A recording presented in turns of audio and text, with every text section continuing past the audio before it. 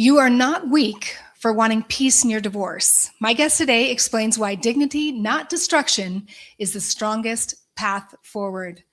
Welcome to the show. Thanks. Welcome to Divorcing Strong, the podcast that pulls no punches when it comes to divorce.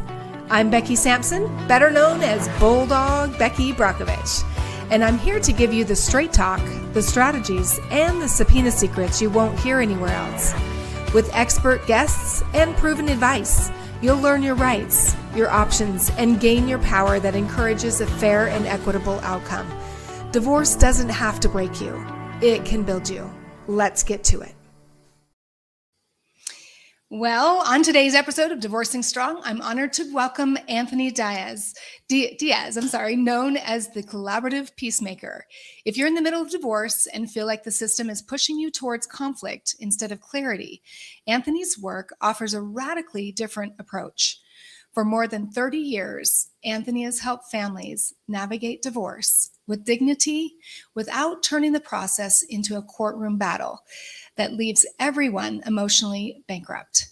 He is a family law collaborative attorney, nationwide mediator, consultant, author, speaker, with a background with unique qualities qualifies him for his work.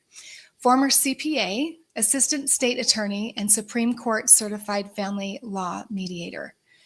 Anthony specializes in mediation, collaborative, and uncontested divorce, approaches designed to reduce trauma, preserve relationships where possible, and support real healing long after the paperwork is signed.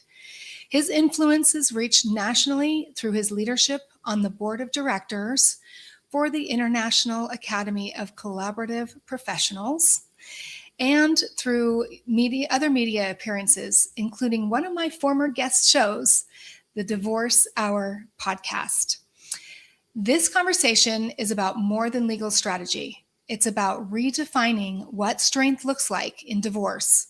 So stay tuned. This may change how you see your next step. I want to go ahead and welcome Anthony to the show. Welcome. Hey, Becky.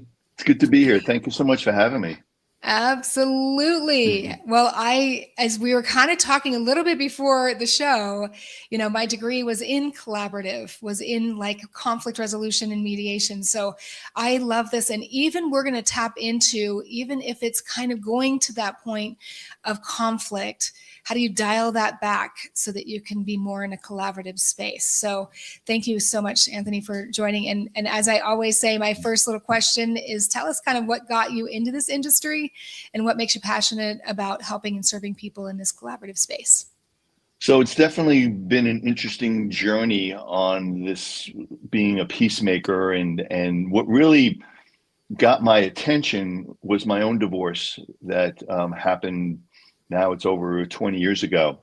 And I was an attorney at the time, and I decided to, hire a divorce attorney, and I was pretty nonchalant about it, just wanted somebody to handle it and just to get it over with and whatnot. And I found out that it was a highly emotional divorce.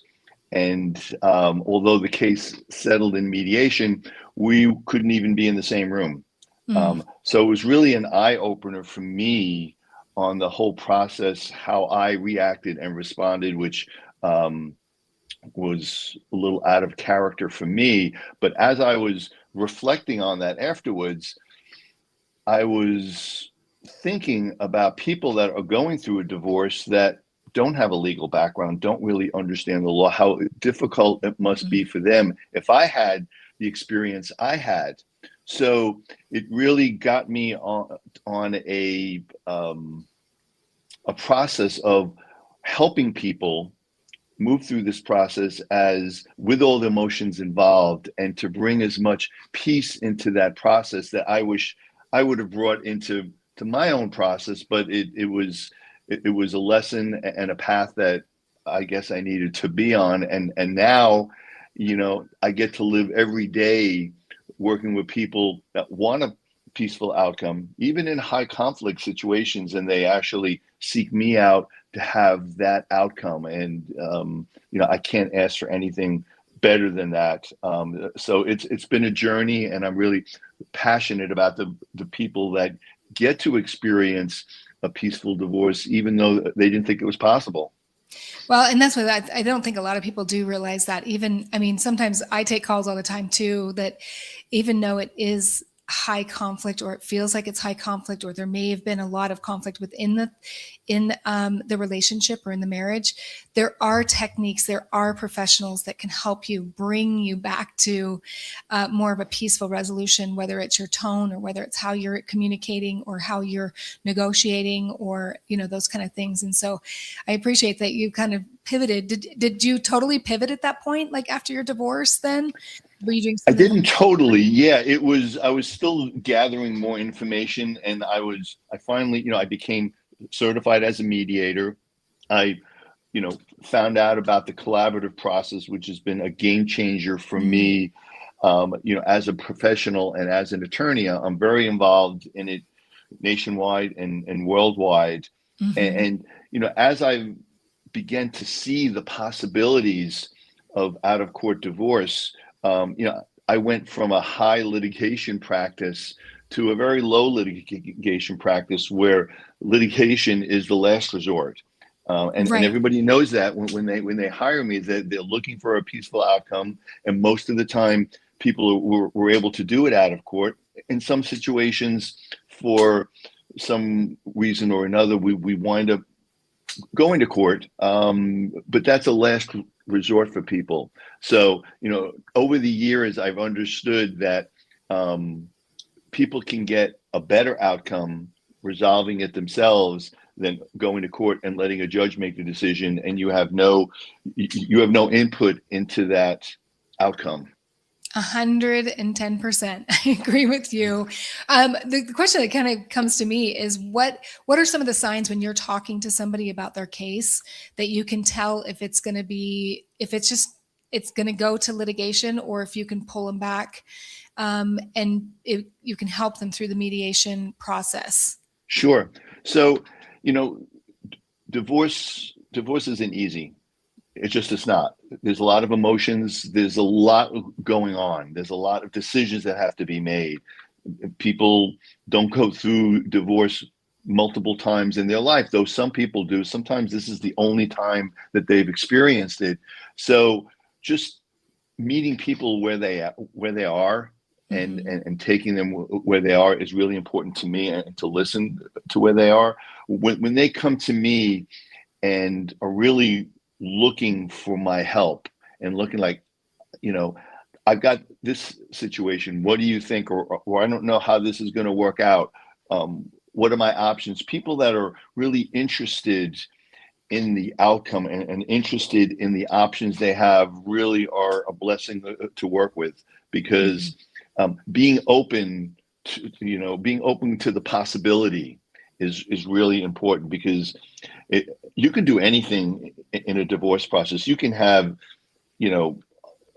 hundreds of different outcomes, and to be open to that, to me, it is a sign that people are willing to be comfortable with the uncomfortable, and to allow me to guide them. So that's a good sign. A sign that people may not be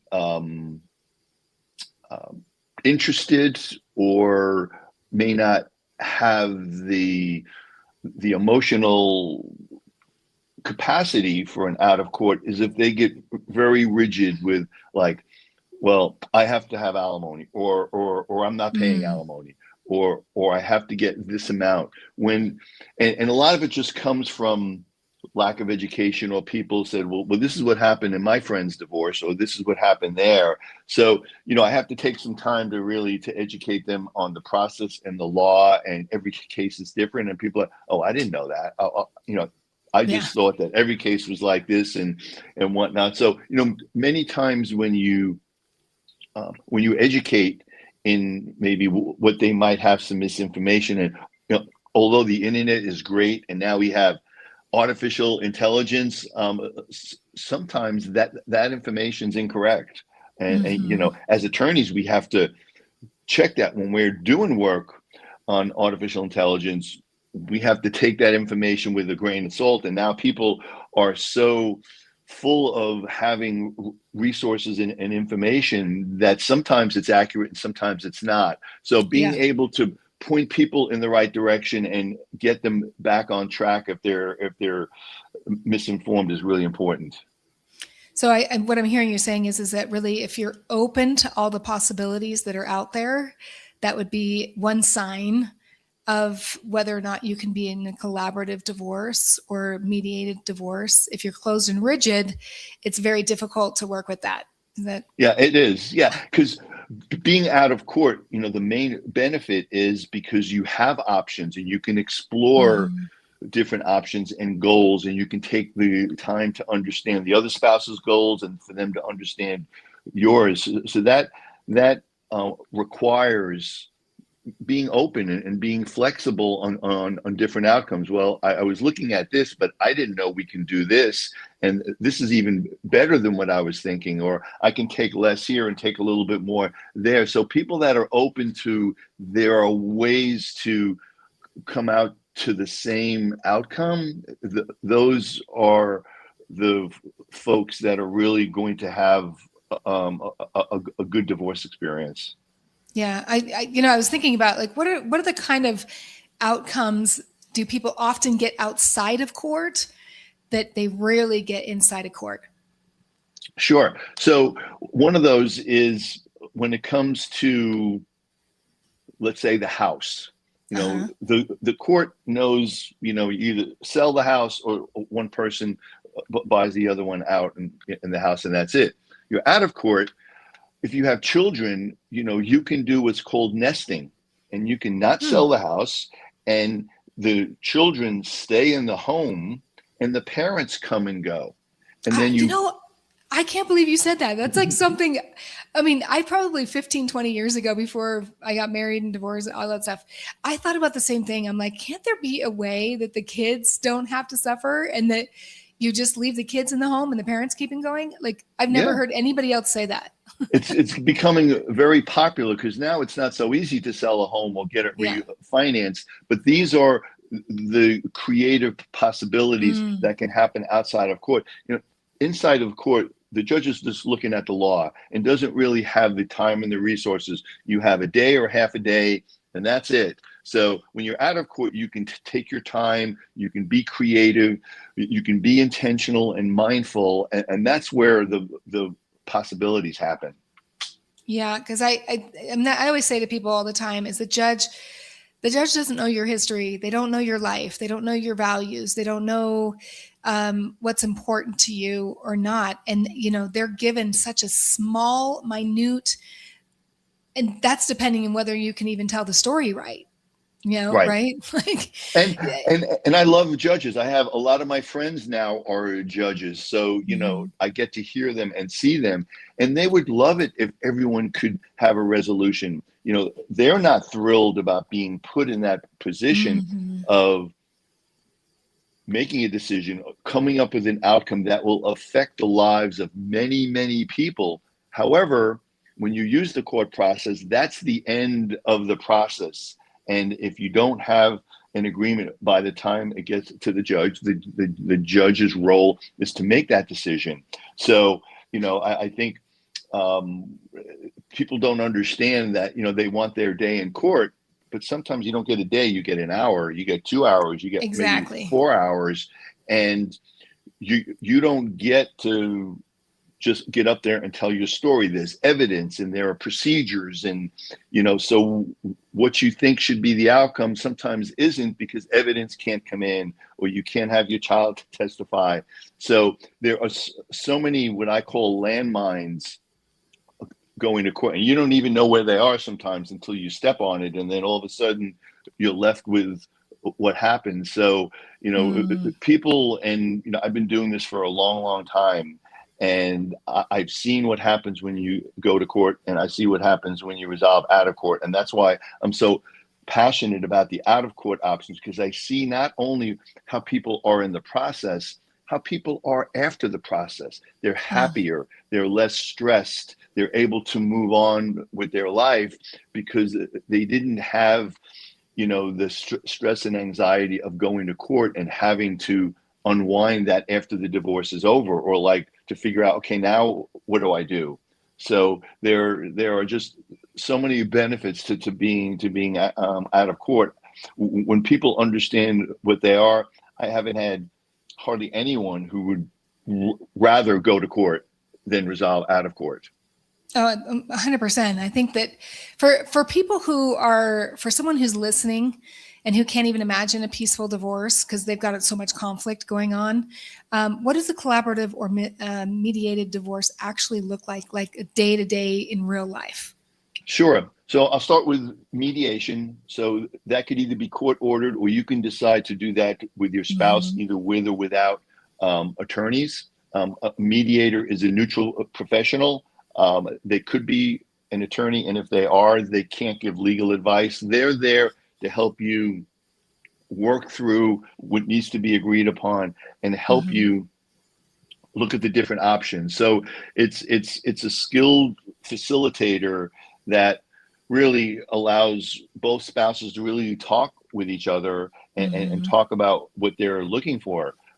It could be a very quick process. I've had mediations that take a couple of hours, and then it takes a little while to prepare the documents. I've had people get divorced in 4 to 6 weeks, Mm-hmm. with the mediation. So it's a way to resolve a case out of court and um, let the spouses make the decisions on what's best for them. So it could be a fairly quick process. I've had some longer ones depending on what's involved, but it's a cooperative process where the spouses are willing to work together to resolve a case before it goes before a judge. Um, So what do you think? So what do you think surprises people most about the mediation process?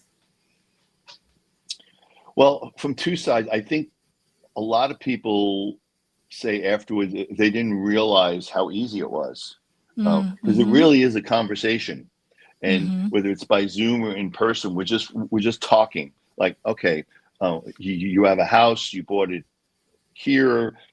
What do we want to do with it? Hey, Sally, what do you think about that? Okay. Hey, John, what do you think about what Sally says? Oh, you have a different option. Well, let's talk about that. So it Mm-hmm. really is an open, transparent conversation where people are willing to talk about what's important to them and how they want to resolve it. So people come in sometimes, oh, I'm going to be in with my spouse, and how's this going to look? I just make it really comfortable and easy and laid back. Um, some other people, have said that they didn't realize you could resolve a case through mediation and you can resolve the whole case without going to court. They heard that and they came into the process, but then when it was over, they were like, "Oh, you mean that we have an agreement on everything?" Yeah, I'm just going to prepare the documents. So they were surprised Yeah. that it could actually happen, and that's a good feeling. And again, people come into mediation, collaborative divorce with their own experiences and their Mm-hmm. own lens of looking through things or hearing what other people have told them or research. And until they get into the mediation process, a lot of them really don't know how it's going to look. Yeah, I know. I know. I was the same way too before I had my mediation. Even though his attorney and I said to the judge that we don't think that mediation is going to be the best option, although it was court ordered. It didn't work out. I'm just saying because there's usually one party that isn't willing to budge or isn't Mm-hmm. willing to come in, because mediation does require two willing people to be open to possibilities. But Absolutely. it is absolutely amazing. I was kind of telling you before the show started that I was a trained mediator. As I was learning to be a trained mediator while I was going through my divorce, and it was amazing to watch this process. It is to take two people that are not in agreement about something and have someone that's trained being able to bring you together and then come with an agreement. I mean, it really is a miracle to watch sometimes.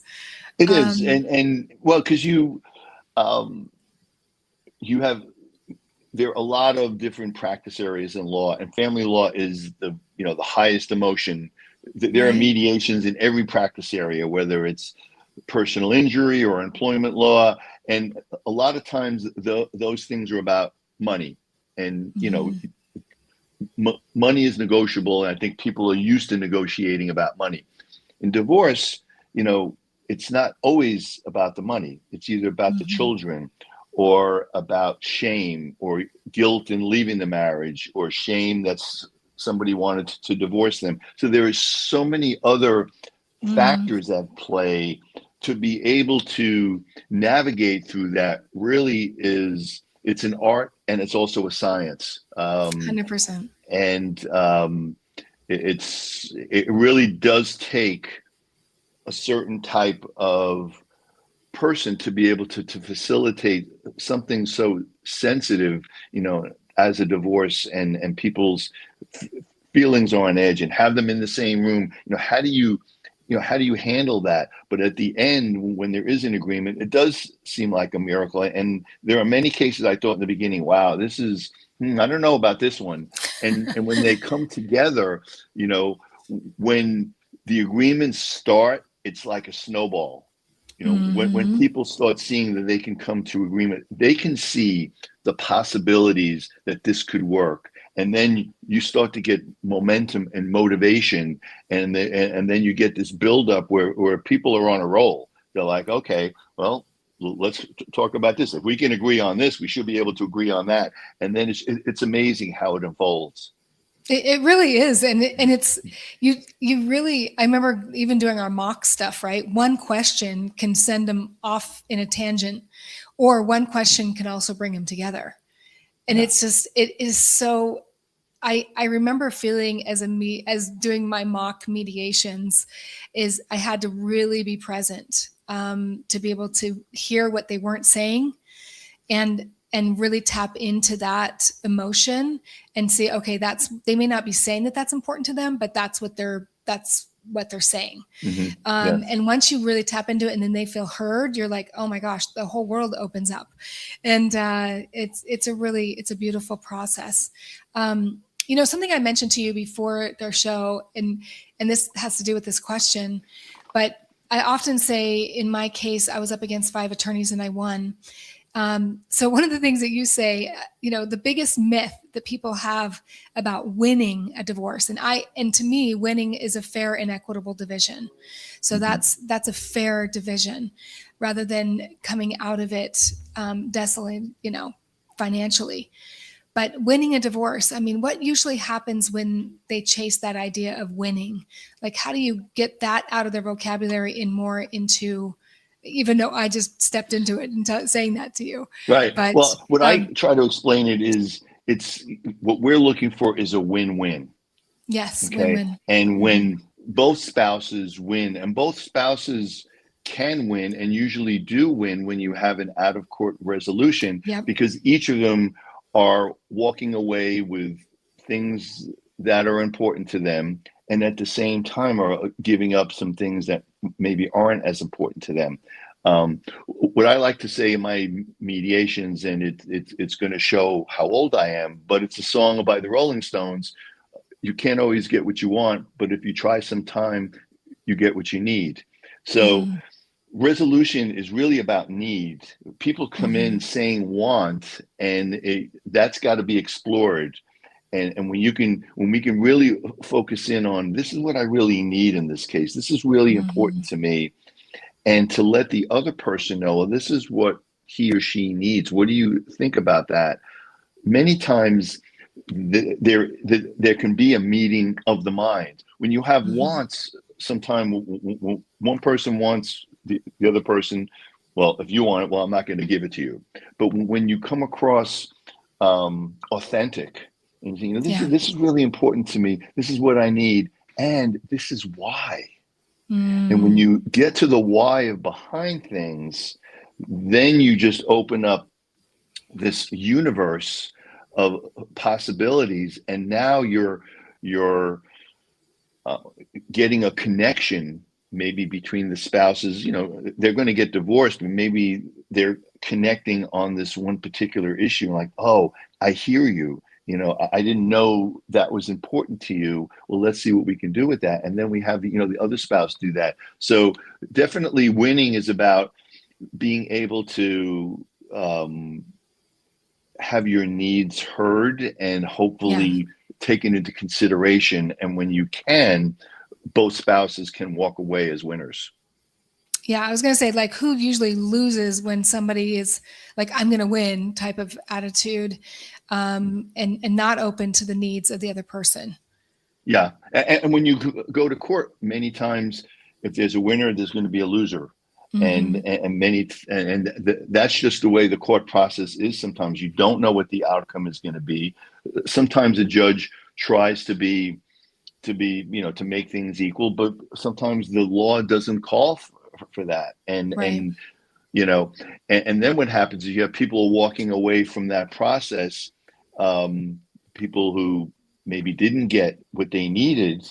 Now they're not satisfied, and many times those cases keep coming back to court because the people who didn't get the satisfying outcome looking for ways to get that satisfaction. And if it started in court, it's going to stay in court. And that's why a lot of these cases that go to court come back over and over again, because people didn't get their needs met through the court process, and they're trying to get that when things happen in the future.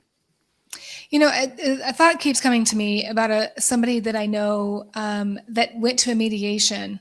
So he ended up mediating his divorce and walked away in a very compromised position. Can you kind of explain to people what their rights would be going into mediation? Like, if they're not comfortable with what's been mediated at that point, or they need more time to think about it, and what's the rights that they have? Because I told him, I said, didn't your attorney like prepare you for the mediation? Like, did this person help you through that process? And he's like, he really ended up compromising himself financially in a lot of ways. That's too bad. I don't think he knew that he had a right to walk away and think about it, or Absolutely. that kind of thing. So So mediation is voluntary, even if it's court ordered.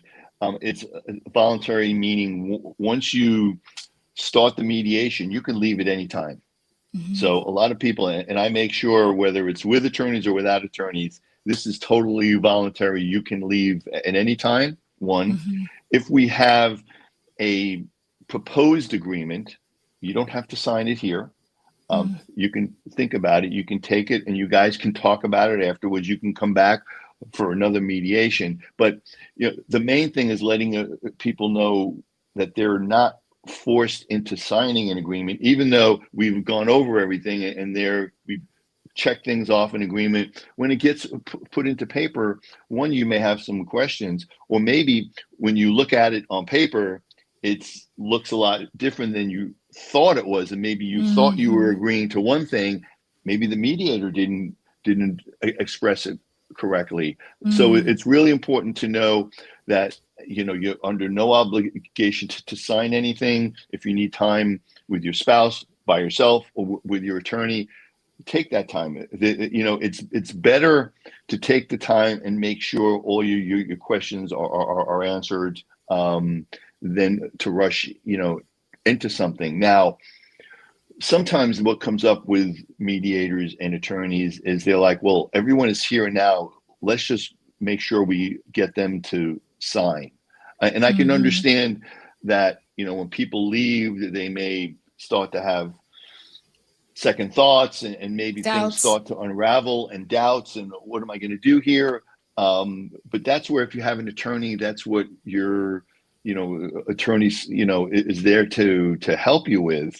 But you don't want, because you don't want to force an agreement, because that can also be grounds to undo an agreement. If you felt coerced or under duress when you're signing an agreement, it's not easy to do, but that is some of the grounds of being able to go to court and say, listen, I felt under pressure. This was happening, that was happening, and now you may have to start all over again.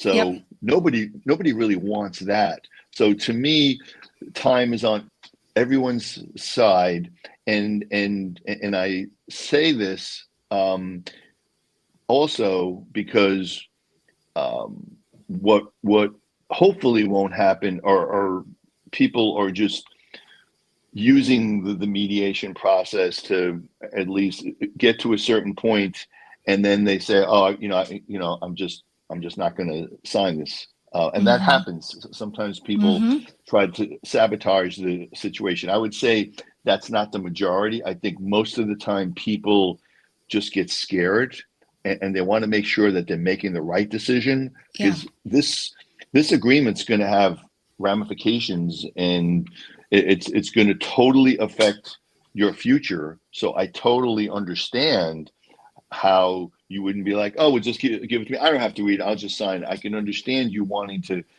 take the time. So it's really important that people know that in mediation, you're under no obligation to stay through the mediation. You're under no obligation to sign an agreement that's put in front of you. Make sure you understand everything, and that's either talking with your spouse, the mediator, or your attorney. Get everything answered so you can be comfortable. So when you sign it, you can say, listen, I reviewed it, I agreed it, I'm comfortable with it. Let's go ahead and sign it. So my question is that more the responsibility of their attorney to tell them that, or the mediator before they're starting, when they're setting it up? So one of the requirements in Florida as a mediator is to let them know about the process, and that they're free to leave, and that that what their rights are, to make sure they understand what my role is, and they understand what their obligations are, and that's just to be open and honest, and to be nice to the other person, and things like to be nice to me. But other than that, they're free to leave and free to not sign an agreement. So in Florida, it's required, and I think it's also important for the attorney to reinforce that. Many times there'll be breakout sessions, and the attorney will be with their client alone. It's important, if the client is having some hesitations, to support their client in that and say, hey, listen, I'm going to explain the law. I'm going to explain the pros and cons and the benefits. But it's ultimately up to you. And if you're not comfortable either now or in the future signing this, that's okay. But let's talk about maybe what you're concerned about or what you're uneasy about, so you can flush out what those are. And I do that in mediation when people don't have attorneys. I can't give them advice, but it's important for me to understand if they're having some reservations, some hesitations.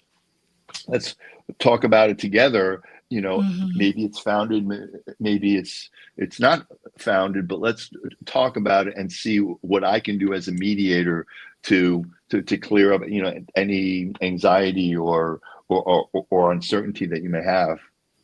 Well, that's another question too. Do you find that, people may not know, do you need an attorney to do mediation, or can you do it pro se or by yourself if you're representing yourself? You absolutely don't need a mediator. Many of my you don't need an attorney. Many of my mediations are people who don't have attorneys.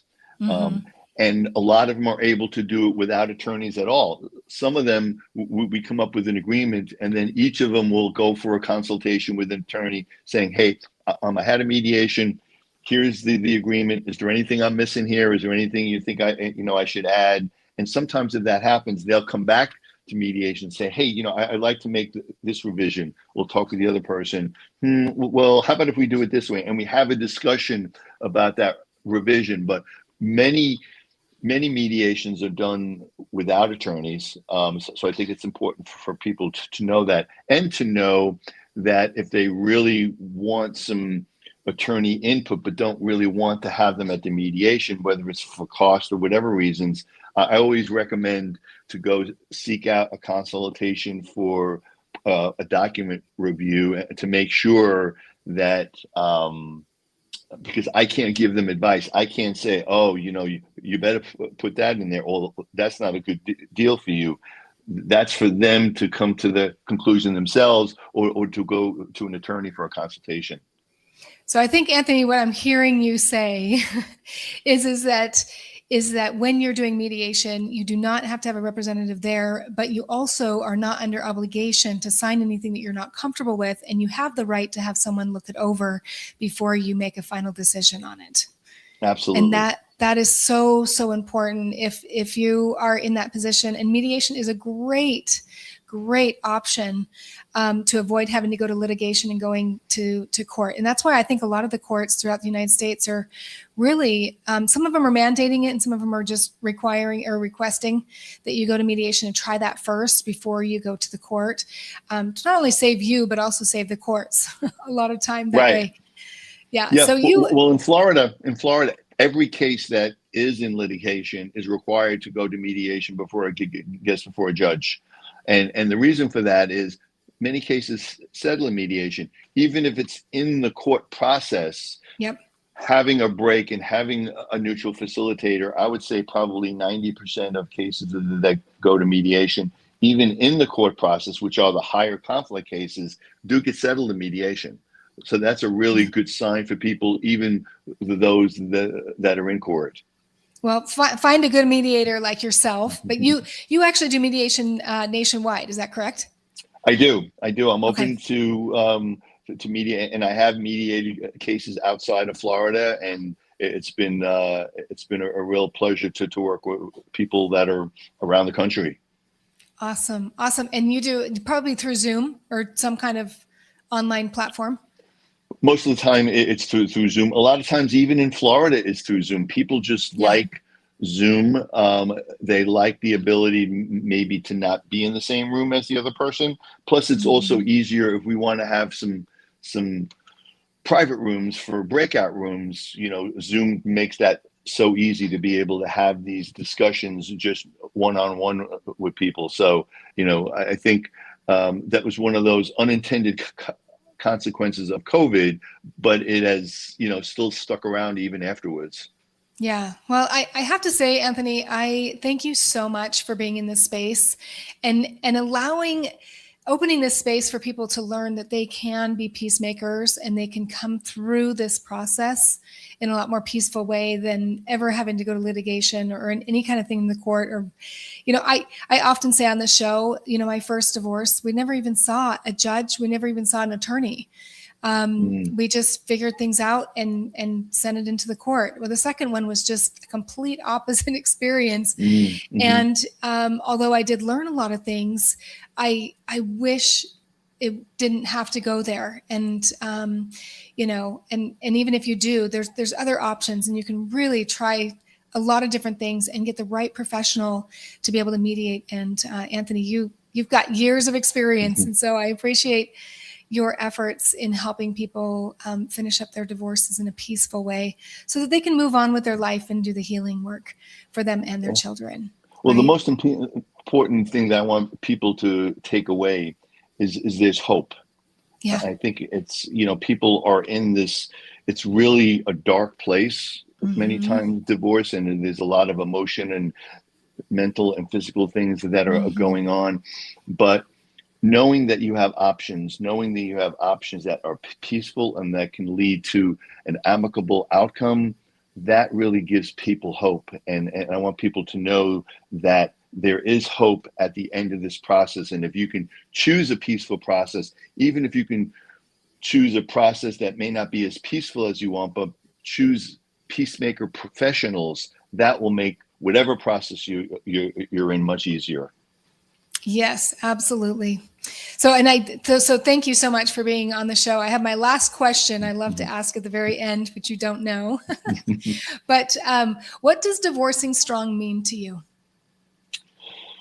Divorcing strong means having all of the tools and the resources to be able to help you move through this path easily and effortlessly, and to be able to, if you can divorce strong, then you can move on strong, and you can move on the path that you really want to be on. But it really starts with the divorce process and being strong, not only within, but being strong with having all of the resources and people that you need on your team. If you can have that strength, you'll have a good outcome. Yeah, and I appreciate you saying that, because I 100% agree that to have that strength to make it through some of the most difficult times of your life, you need to have a good system and a good team around you to be able to support you. And we don't just say that because we're professionals that support people through it. I honestly believe I could not have made it through mine if I didn't have certain people in my path that help guide me. And you just don't want to do it on your own, because those are the people that years later come back to me and go, oh, I wish I would have known, and you're like, well, there's all these resources. And I love that all of us are trying to make this effort, or we're making this effort to get out there to say, hey, there are options, there are resources in helping you. So thank you so much for joining us today. And thank you everybody for joining us on another episode of Divorcing Strong. I have been your host, as my mom would like me to say today, hostess. And I've had Anthony Diaz as my guest. So thank you for joining us, and make sure you join us on the next episode. We'll talk to you soon. Thanks for listening to the Divorcing Strong podcast. This episode is sponsored by Only Subpoenas, where we make subpoenas simple, powerful, and 100% compliant. If you're having a hard time getting the information you need to settle for a fair and equitable divorce, let us help you. Whether you're an attorney or you're navigating divorce on your own, subpoenas can uncover the truth, secure the evidence you need, and level the playing field. To see how we can help, book an appointment by visiting our website at onlysubpoenas.com.